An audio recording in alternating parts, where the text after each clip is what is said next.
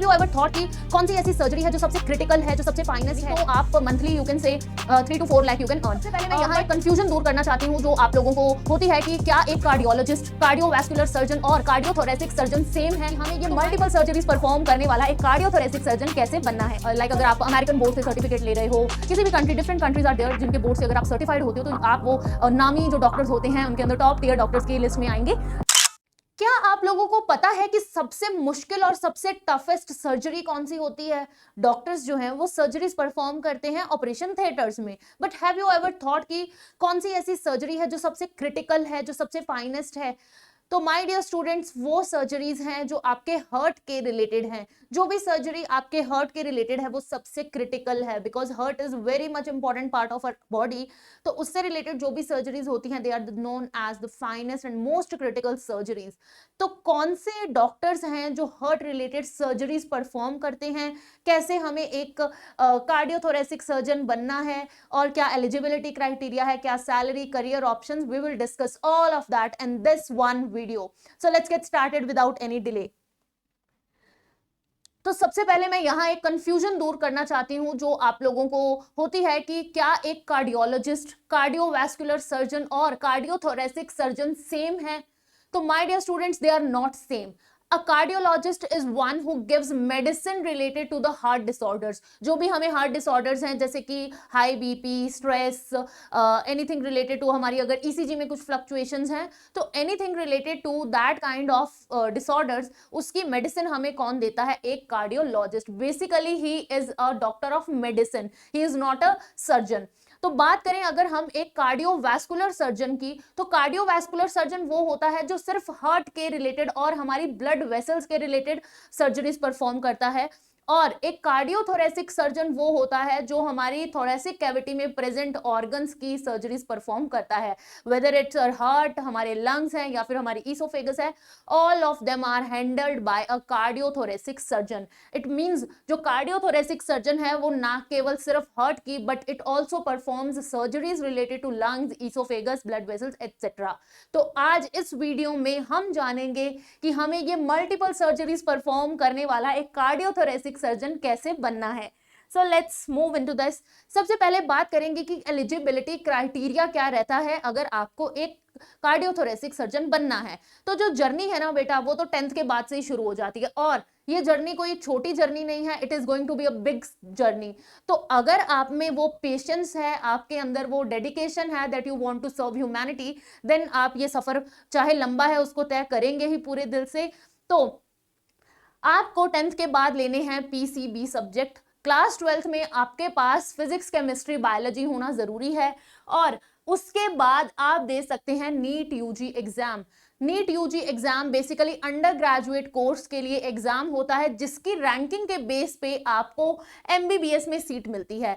MBBS जो degree है वो एक अंडर ग्रेजुएट डिग्री है, और जो आप जिस कॉलेज से आप एमबीबीएस कर रहे हैं, make sure it's approved by MCI so that आगे चल के आपको लाइसेंसिंग में थोड़ा इजी रहे। सो एमसीआई अप्रूव्ड कॉलेज से आप एमबीबीएस करेंगे, और MBBS is a degree of approx 5.5 years. 5.5 साल की डिग्री है जिसमें पहले के 4.5 ईयर्स आपको पढ़ाई करनी है, और जो लास्ट का 1 साल है it is going to be your internship जो कि पेड होती है, और उसके बाद you are eligible for the NEET PG exam. जब आप एमबीबीएस की डिग्री ले लेंगे तो आपके नाम के साथ आप लगा सकते हो एमबीबीएस, तो आप एमबीबीएस डॉक्टर तो तभी बन जाओगे। Then you will be eligible for NEET PG exam. अब ये जो था ये था नीट यूजी यानी अंडर ग्रेजुएट डिग्री के लिए जो हमने एक एंट्रेंस एग्जाम दिया।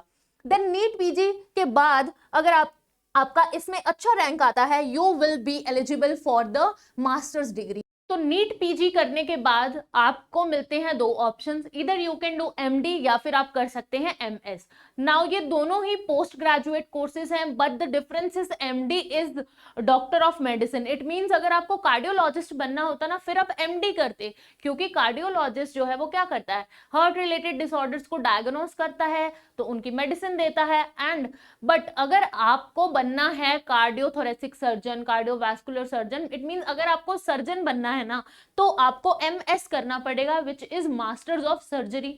3 साल का ये भी डिग्री प्रोग्राम है, जिसके अंदर आपको तीनों साल, अगर आप एक अच्छे कॉलेज से कर रहे हो लाइक एम्स, MAMC, तो आपको 1 to 1.5 लाख पर मंथ पे भी मिलेगी। एंड 3 साल बाद आप अपने नाम के आगे लगा सकते हैं MBBS MS। MBBS तो कर चुके हैं ना, फिर ही MS कर रहे हो, तो MBBS MS आप बन जाओगे।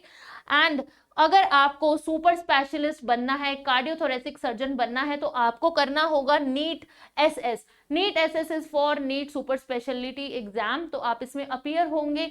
अगर आपका रैंक आता है, if you are a top ranker like rank 1, rank 2, rank 3, तो आपको मिल सकता है सीट MCH के लिए, विच इज मास्टर्स ऑफ किरोर्गी।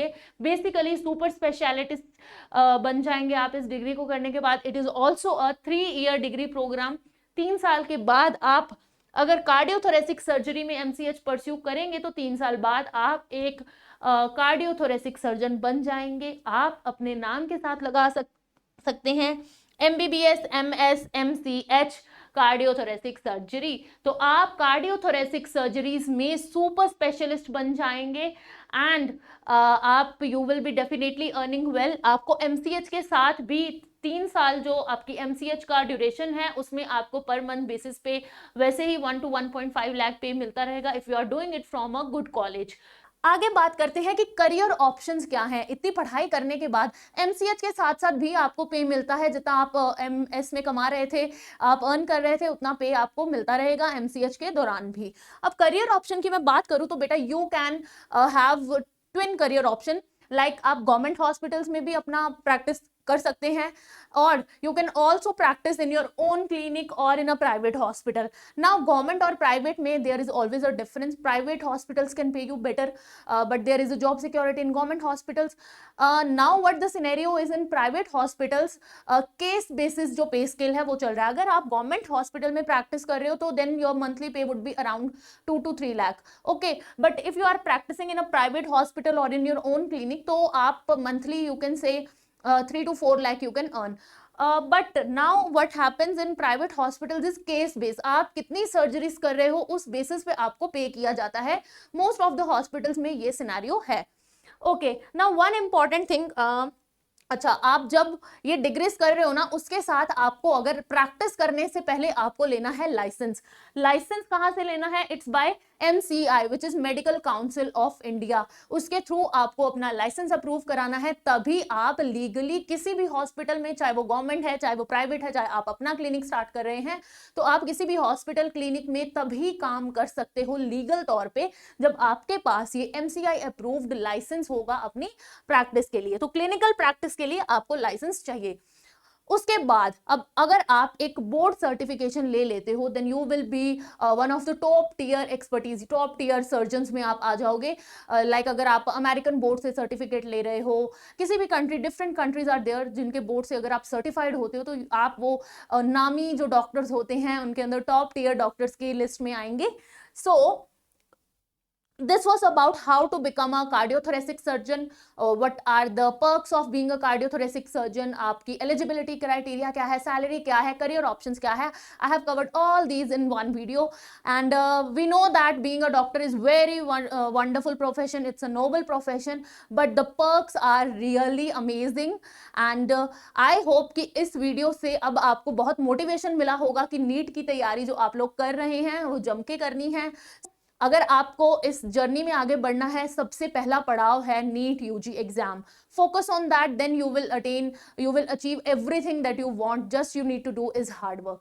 सो अगर आपको यहां तक पहुंचना है, तो पहले अपना नीट UG एग्जाम पे फोकस करिए, उसकी पढ़ाई करिए, इन चीजों को मोटिवेशन की तरह लेके चलिए कि yes, one day I will reach there.